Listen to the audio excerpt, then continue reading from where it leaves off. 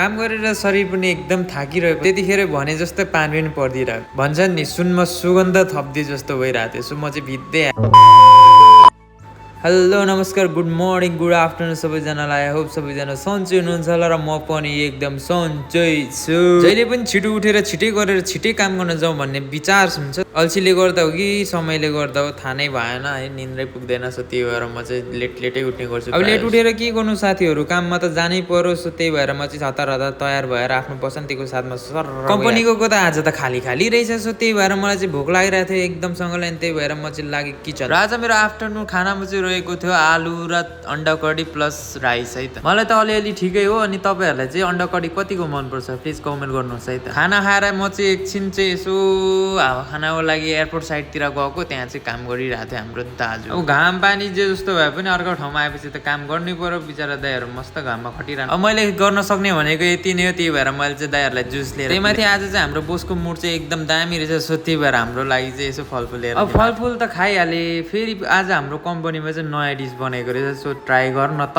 भनेर मलाई पनि एक चाना दिनुभएको थियो, मैले त 2 चाना खाइदिएँ। सो एकदम बवाल लाग्यो है त मलाई। अनि खाजा खाएर मात्रै भएन गाइस, अब काम त गर्नै पर्यो। त्यसपछि चाहिँ ड्रिङ्क्सको अर्डरहरू भटाभट, स्यान्डविचहरू भटाभट अर्डर आयो नि त। सो त्यही भएर हामी चाहिँ लाग्यौँ बनाउन तर्फ, जसमा चाहिँ तपाईँहरूलाई इच्छुक लाग्दै होला के बनाएको रे ले भन्ने जस्तो लाग्छ होला। यो चाहिँ भर्जिन मोजितो भन्छ है त यसलाई। मलाई पनि पहिले चाहिँ कहिले थाहा थिएन र खाएको पनि थिएन, यहाँ आएर थाहा पाएको है त गाइस। म त्यस्तो सारा खतरा इन्टेलिजेन्ट जान्ने पनि पर्यो। त्यतिकैमा काम गर्दा गर्दै रातको त 11 बजिसकेछ। सो खाना खानको लागि चाहिँ म जाँदैछु किचन। भोकले एकदम बटारिरहेको थियो पेट, तर एक्कासी मलाई त भन्छ खाना त बनेकै छैन त बेलुकाको त। ओरे दादा, अब के गर्नु, अब खाना त खाइएन। गएर म चाहिँ गर्न थालेँ सरसफाइ, किनभने अब चाहिँ क्लोजिङ गर्ने टाइम नलागेको थियो। त्यही भएर अहिले अब जति धेरै ढिलो हो रे त्यति पछि आफूले गाह्रो हुने। त्यतिखेरसम्ममा चाहिँ पानी पनि पर्न स्टार्ट भइसकेको थियो। अब रुम जाने बेला त धोरो बिजाउने पर्यो पानीले भनेर चाहिँ हामीले चाहिँ आफ्नो काम छिटो गर्न थाल्यो। जति नै छिटो गरे नि के गर्नु र गाइस, प्रकृति र कसैले चिन्न सक्दैन क्या रे।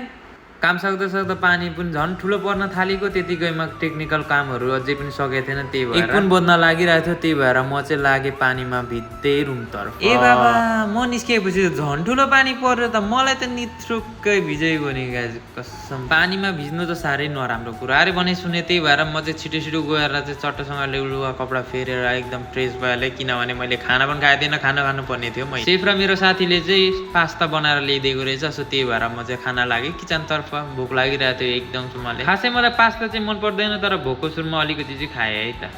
सो गाइज आजको लागि मेरो मिनी ब्लग चाहिँ यहीँ इन्ड गर्न चाहे। भोलि पनि नयाँ मिनी ब्लगको साथ उपस्थित हुने बात गर्दै सबैजनालाई गुड नाइट, बाई।